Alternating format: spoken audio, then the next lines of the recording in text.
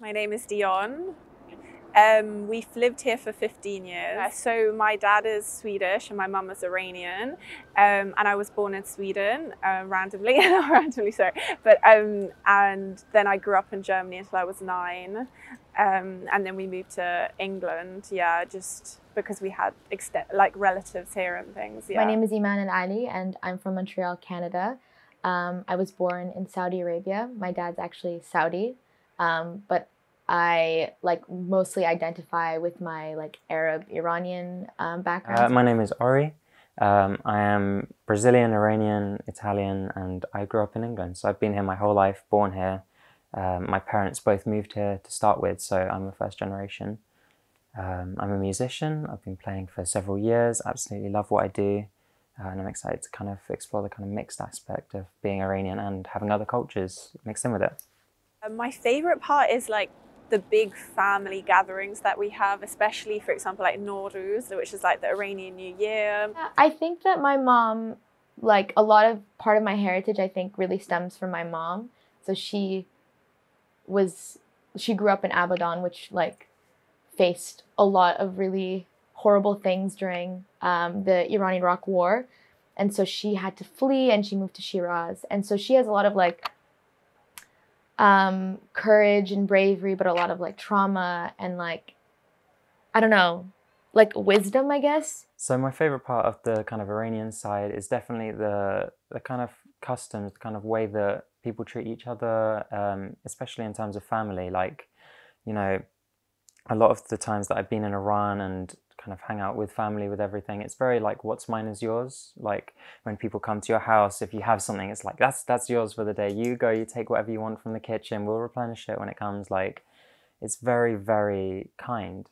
Yeah, I feel so we moved to Canada right after 9/11, literally maybe few weeks right after. And I think I moved actually to a small town in Canada called Cornwall. And I think what was really difficult is it's honestly such a cliche. Your hair, I had it like a unibrow, and my mom gave me osh to take for lunch. It stunk up the entire room when I microwaved it. Everyone made me feel really shitty about myself. And we were kids, but I think that's really, kids take on what their parents teach them. And at that time, people became really, I mean, still this day, people are very Islamophobic and racist and whatever. I was having a conversation about how one of my friends was yeah, but racism doesn't really happen. It happens sometimes, but surely not. 2 seconds later, we're in a pub, someone looks at me, he goes you're not really from here though, are you? And I'm oh no, I grew up here, yeah, not here specifically, a bit further. They're no, you know what I mean, you're not from here. And it's kind of that divide of being so British growing up here and yet not really feeling welcome in a way, feeling a bit like a guest, I think is the best way of putting it. Right, when I was growing up, I was quite embarrassed about the food, not having English food. And then when I'd have friends over, I'd be how do I explain what we eat? And yeah, pretty much the food, I just was kind of discreet about it. Yeah. There's this kind of feeling of not exactly being Iranian enough to sit there and talk about the politics, talk about the customs, talk about how to act with each other, but also not being English enough to kind of be welcome in those kind of more English customs, and finding some English customs a bit foreign, and kind of not having enough of either puts you in a position where even though you can relate to other mixed people, you're not really part of a tribe, part of a community, and you don't have the kind of ability to weigh in on either. I'd say if I go abroad, mainly because I think people I don't know whether they're questioning me, what country I live in or where my look is from. So then maybe in that regard. But in terms of in England, I feel a bit confused at times, but I think because London is very multicultural, I don't have an issue with that, yeah. Maybe at least once a week and it is something that my mom did, where I would just kind of burn incense, very traditional incense. So there's some that my mom brought back from Iran, and then also some that I bought here. And I just where is it? I just put it on top of this little guy. And yeah, light it with burn a coal, light it, and then just like, it's like setting your intention, like not manifesting, but like warding off any evil and like cleansing your room. I think that Iranians are very ambitious and like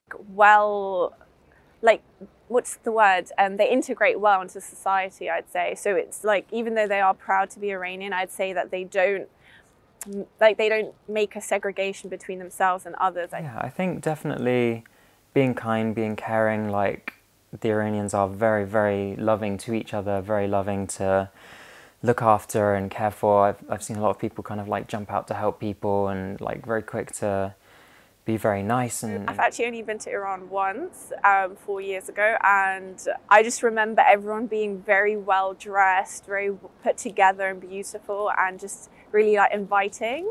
When I went to Iran, and the kind of culture was very pushed towards like male dominance and very, you know, having the women have to cover up and whatnot. Like being able to be in a kind of privileged position here, to be able to wear makeup, to be able to be more feminine.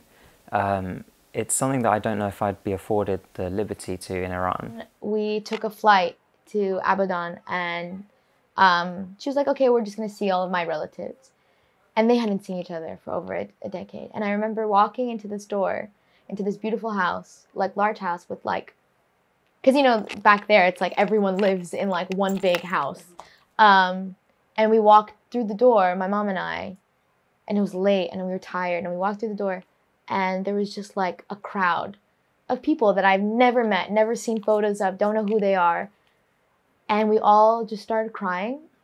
And it was like, I don't even like know how to explain it. It was just like walking into a room and like seeing unfamiliar faces, and then yet feeling so, like, I don't even know if I'm gonna cry about it. But like walking into a room and then just knowing that everybody there like feels so much love for you. And like, I hadn't been there for so long, and as an adult, like, and seeing my mom break down and like seeing her like speak to her uncle and like her cousins, and it just, we were all just like sobbing. And that was one of the most beautiful moments in my life, because I realized that there's like a home that I had no idea about. Like that, all the Iranians I know, like none of them are kind of knee deep in fighting for anything. They're kind of, well, they might be protesting and doing all the things to kind of better their society. Like they're still just people at the end of the day. Like you don't spend all day doing that. And a lot of the people that have come from Iran that don't share that same struggle in the country, they're still relegated to that. So it's nice to be able to see that more human side, that more... We're quite curious people, I'd say, Iranians. So I'd say maybe my curiosity,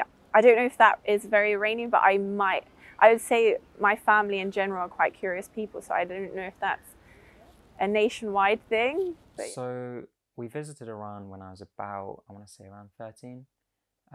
Like for a nice long trip. Like this was one of the first times that I wasn't like too young to remember that we had visited Iran.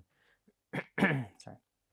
This is one of the first times we'd like visited Iran and like finally taken the time out to be like, we're going to see all the sites, we're going to do the proper tourist trip, we're going to see all the family. And I just remember, like, despite that being one of the core memories that should have been like, yes, seeing all the culture, it was ultimately, a lot of it was taken back by the fact that it was a really hot holiday that my mum and my sister had to fully cover up for.